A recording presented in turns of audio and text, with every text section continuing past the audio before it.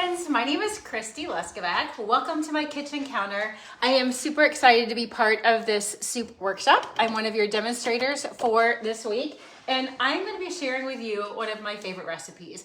One of the things I love about soup in general, but especially Pampered Chef soup recipes, is you can kind of use whatever you have at home, right? So I'm gonna pretty much go according to the recipe that will be posted in a little bit, so you'll have the recipe afterwards. But I'm using one of my favorite tools. This is our Deluxe multi-cooker. It's a pressure cooker. But y'all, you can use, if you don't have a pressure cooker of any kind, you can certainly do this on the stove. If you have a slow cooker, I mean, any soup really is a good slow cooker recipe too. So I'm going to be talking, hopefully sharing with you lots of tips and things as we go along getting this recipe done.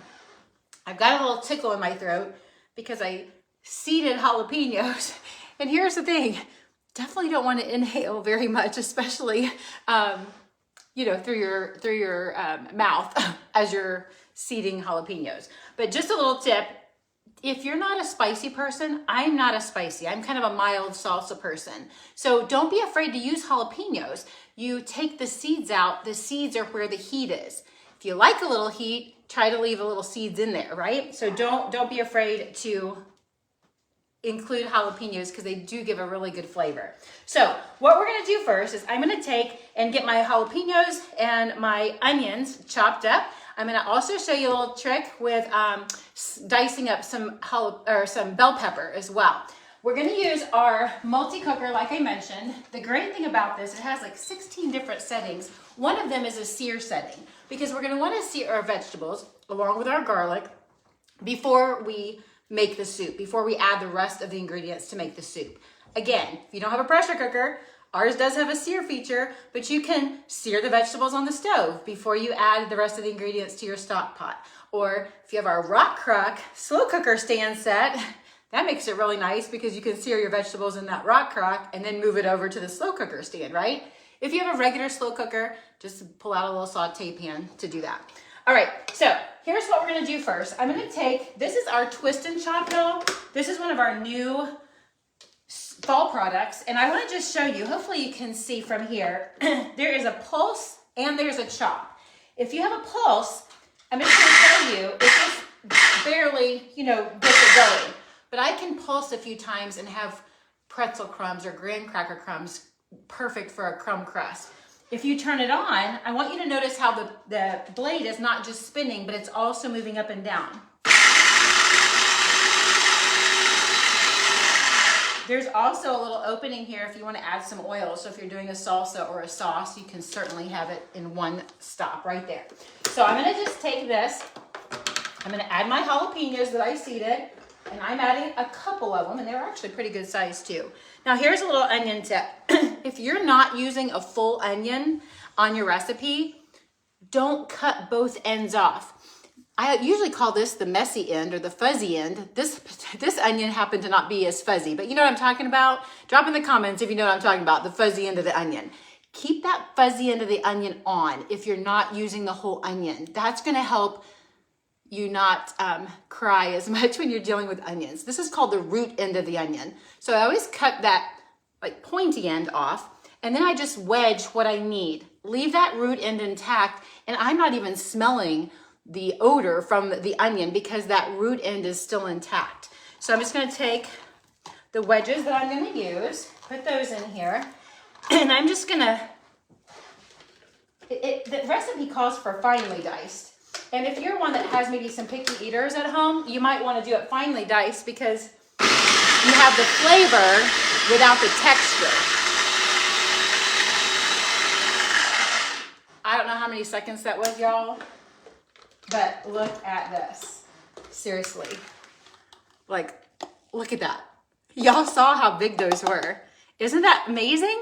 It's so fast. So while I am going to be doing my bell pepper, I'm going to go ahead and get this inner pot heated with some oil because we're going to sear our vegetables.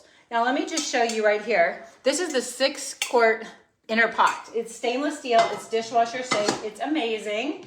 And I'm just going to turn it to the sear. Like I mentioned, it has 16 different settings, anything from eggs. I boil eggs in here. I can get 18 eggs in here and have them nice and boiled. So I have a little protein snack or a good way to start the day with protein. Great to have a boiled egg over your salad, make a egg salad at the end of a crazy day for dinner, right? So you can do white rice. That's another big thing that we do in here all the time. You can also do soups, which is what we're gonna do. All kinds of things that you can do in that. So I'm gonna hit the sear button. I'm just gonna have it going for 5 minutes because once we get our veggies in there, we only need to sear it for about 2 to 3 minutes. So I know Jolene talked about our Easy Read measuring cups. I just had a tablespoon of olive oil in our small little mini. Love it that you don't have to do like back bends or squats to be able to see the measurement. As it just sits there on the counter, you can see the measurement as you're filling up. And actually I need to grab my milk too. I forgot to get my milk. So I'm gonna take and I'm gonna show you how I like to do bell peppers. Now, if you're doing stuffed bell peppers, you need to cut the top off, right? But I am one that does not like bell pepper seeds all over my cutting mat. I like to keep the bell pepper seeds contained. So if you are just going to slice your bell pepper or use it for, dippers, just do like I did, go around the edges. All the seeds are contained. You can throw them all away together and you don't have them all over your cutting mat. And I'm gonna show you one of my favorite tools. This is called our quick slice. Y'all, it's dishwasher safe, so it's easy to clean. It's got 10 stainless steel blades. They're all serrated, and that center one is the one that's at the lowest point. So you can take, comment below, what kind of things can you slice in your quick slice if you have one? I'm just gonna take and show you now, clearly, you can slice your bell pepper, right? Look at that, nice even slices. I'm gonna do these couple at a time. And then if you think about a tomato, this is perfect for tomatoes. Those serrated edges on the blades help to cut right through without smashing your tomato. You have 10 even slices. So the nice thing about that is you're not gonna have some of them thicker than others, right? Think about a mozzarella ball, big mozzarella ball. What about a caprese salad? Oh my gosh, in the spring and summer, what an easy side dish that is. I could eat that all year round. But you take your mozzarella ball and your tomato, they're all perfectly even slices. You just alternate those, a little balsamic vinaigrette, basil, snip up on top, easy side dish. But on this recipe, I don't need strips. I need them diced. Now, I could have chopped these up, but for bell pepper, I like a little more chunks. So if you saw what I did, I took the strips and I put them the other way around. So now I've got diced, right? Diced. And I'm gonna go ahead and just toss these. Do you hear the sizzle? I'm just gonna go ahead and dice those and put them right in that inner pot. Now, avocado, you can take a half of an avocado, slice that up in here. You can take 4 or 5 strawberries or mushrooms, slice those up in here. I've gotten a couple of boiled eggs in here, sliced at one time. This can do anything so much. Now, when you see the recipe link, this calls for a green bell pepper. I didn't have a green one. I get mine at Costco, so I had red, yellow, and orange. And the yellow is called a white chicken chili, so yellow is a more mild color, right? Did y'all know that every bell pepper starts out as a green one? Yep, it's true. Every bell pepper starts out green. That's why the green ones are the least expensive. The red ones take the longest. They're a little sweeter. Kind of most people's favorites if you're just gonna snack on bell peppers, right? What's your favorite bell pepper? Did you know that all of them started out green? True fact, I promise. I would not lie to you. Now, our silicone mixers, you guys, these scrapers are fantastic. This is actually my favorite one. I'm kind of surprised I grabbed this one. This one's my favorite. It's the small mix and scraper. Love it. Heat safe up to 650, so I can leave that sitting there and it's not gonna be a problem. Now let's talk garlic. When I say garlic, how many grab a shaker bottle? How many grab a little, garlic salt or garlic flakes? This is actually how you buy garlic in the grocery store. It's a bulb. If a recipe calls for a clove of garlic, don't use this whole thing. That's a lot of cloves. Just pull a couple of them out. How do you know what to buy? I would avoid the ones that are in cellophane wrap. They come from further away, many times other countries. So just get the bulk garlic. Try to get, think tidy whitey. Not bleached white, but tidy whitey. You don't want brown and green coming from it. And this will last 3 weeks or even more. Keep it in a dry, dark place, not in your refrigerator like the minced garlic. That minced garlic is processed. The fresher the garlic, the more the health benefits you're gonna have. Okay, so apparently I'm going a little windy. So I'm gonna start this here again because I don't want this to cool down. And I'm gonna take, did you notice I didn't peel my garlic first? When you have the right garlic press, which happens to be this one, you can press your garlic clove and it presses the meat of the garlic right through the peel. And just like that, you have fresh garlic. There are health benefits like lowering blood pressure, helping to fight heart disease, builds up your immune system, and it also adds amazing flavor to your recipe as well. So I'm gonna just take this, move that over, and just like that, we've got this vegetables all searing up. Now, here's the thing, y'all. I know I talk kind of fast. If you have any questions at all, feel free to put them in the comments. Afterwards, I know all the presenters, we will be coming back to make sure we get all the questions answered for you. And I'm not gonna keep y'all on here for the whole time. I am gonna get the soup going, and then I'm gonna take some videos of like the pressure being released and the salad choppers, because I'm gonna add some chicken in here. So I'll add those videos below. I needed to add some salt. Love the coarse sea Himalayan salt that we have in our pantry line. I'm also gonna be adding some of our Southwestern seasoning.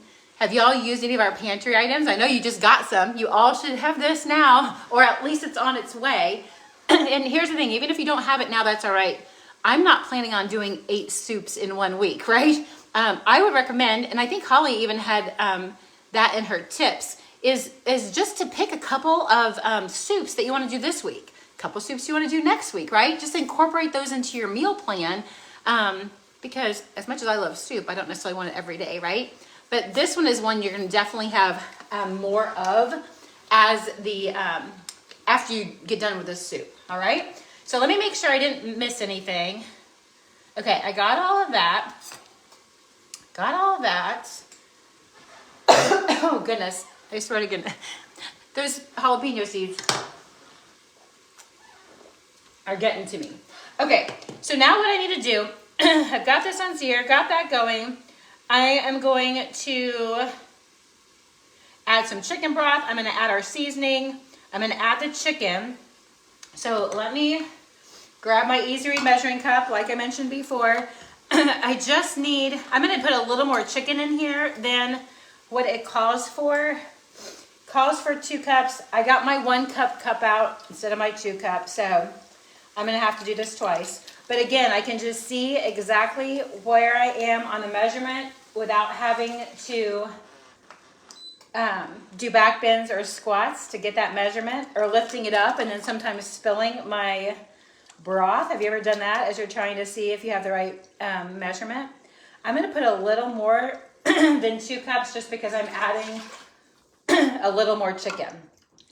We're having a team meeting at our house, which is kind of fun. I don't know if y'all are in a position where, you know, some extra income for some summer fun would be nice or helpful for you, or maybe just an extra community of people. Maybe just a way to write off your ingredients for your family's dinner. That's always a bonus, right? But feel free to talk to your consultant about what it takes to be a consultant, because you can start this business for as little as $25 this month, or save 25% off of any of our starter kits, which is amazing. Okay, let me see here. Add the chicken broth. Let's, you know what? I think I forgot to add the flour. You can't really mess this up. Did I tell you that already? So I've got a little flour we're adding in there. I think I was supposed to add that at the end of the vegetables, but I promise it's still gonna taste good. I'm gonna get my broth. I'm gonna get my seasoning. Now here's a little tip for the seasoning. The top for the seasoning is about a tablespoon. This recipe calls for about a tablespoon. I'm gonna put a little bit more in here, and notice how I'm rolling the container instead of just pouring it. Rolling the container is gonna help you avoid ice effect. Do you know what I mean by ice effect? You know when you're drinking out of a glass, and I'm not gonna put 2 full tablespoons, I'm just gonna put maybe another half. Ice effect is when you're drinking and all of a sudden the ice just kind of all comes up and you get it. Have you ever been doing that? Like you're pouring out a seasoning and all of a sudden, oh, you get more than a teaspoon or whatever.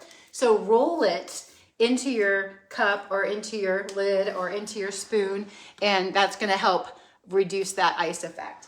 Let me grab 2 things I forgot to pull out. Kind of wanted to keep it cold.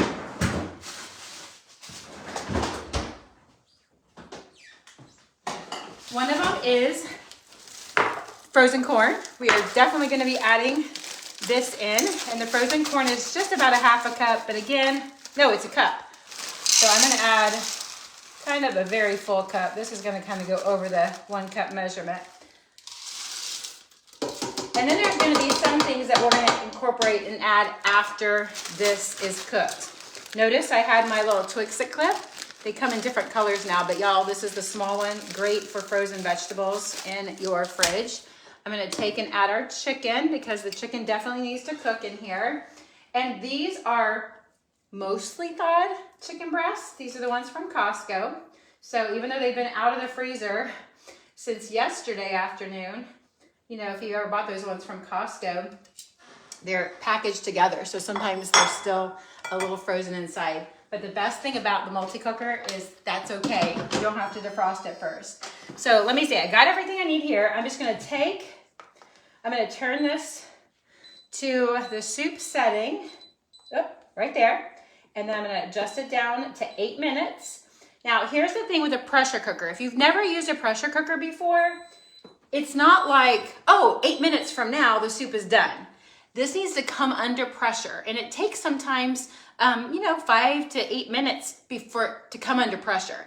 Like you turn on the oven to 350 or 400, it's not automatically there, right? It takes about 5 to 10 minutes. Same with this. Now, because we used the sear feature, that's gonna help a little bit speed up the process. So, what we're gonna add after it's done, I'm just gonna tell you.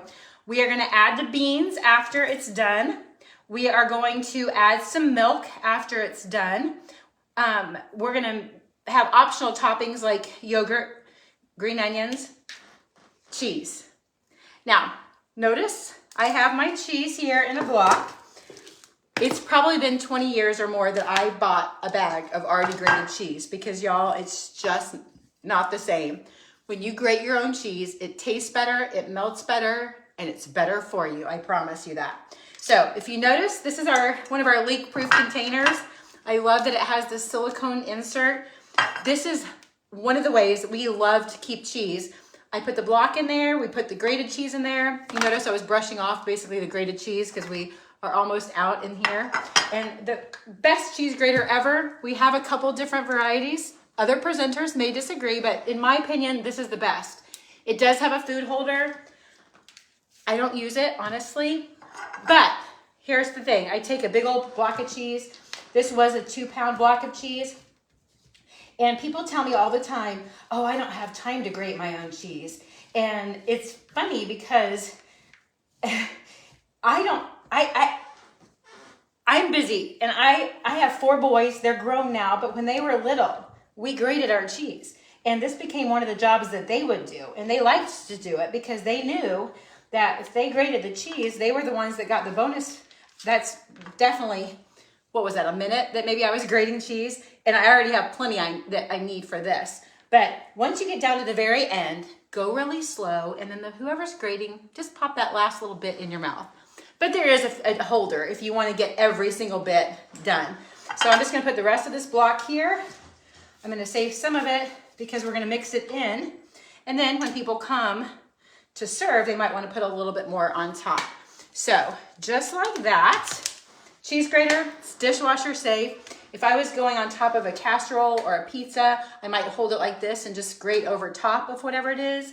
It folds flat then for storage. In my dishwasher, it just goes on the top rack, all opened up just like that. Super easy to clean.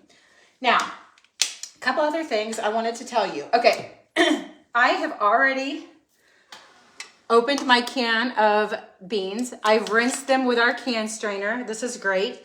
I also wanted to tell you a couple other things you can add. This is called white chicken chili. It doesn't call for tomatoes, but if you want to add some tomatoes and make it like a white and red, you can. But I wanted to tell you a little bit about fire roasted. When you hear fire roasted tomatoes, what do you think? Do you think, oh, I'm not going to do fire roasted because they're going to be spicy? Anybody think that? I used to think that, y'all. I totally used to think that.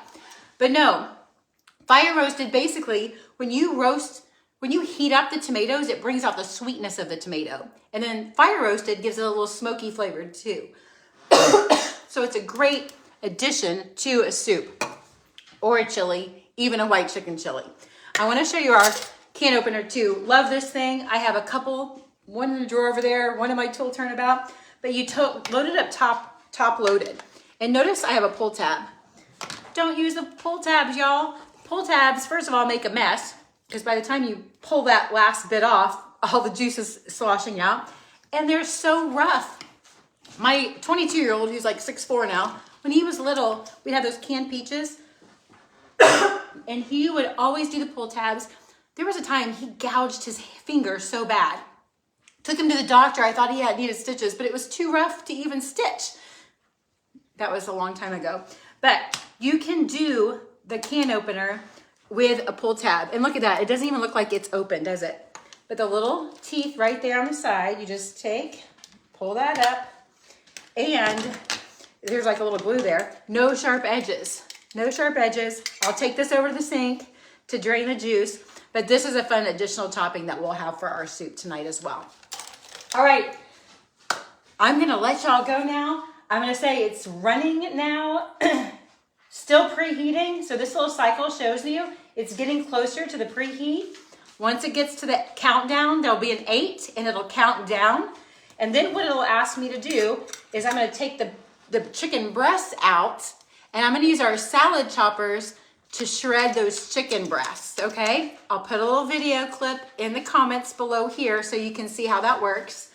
Once it gets down to 0, if I happen to be in the other room, I have a meeting here in about 30 minutes. So if I'm in the other room getting ready and it gets to the 0 and I don't hear the beep, it'll keep warming and start a natural release. So I'm not gonna overcook anything that's in here. So that's kind of a nice feature as well. I'll just come over and the hot steam comes out here.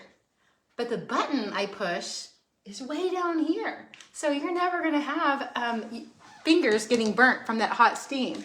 And true story, I've had people over the years before we even had a pressure cooker, they said these were the best things for releasing steam from their other one because the steam release button was right up here where the hottest part of the steam comes out. What sense does that make? So I love that Pampered Chef takes problems with other things and makes them even better. So that was a lot, y'all. If you have any questions, comment below. I'll be happy to answer. Bye for now.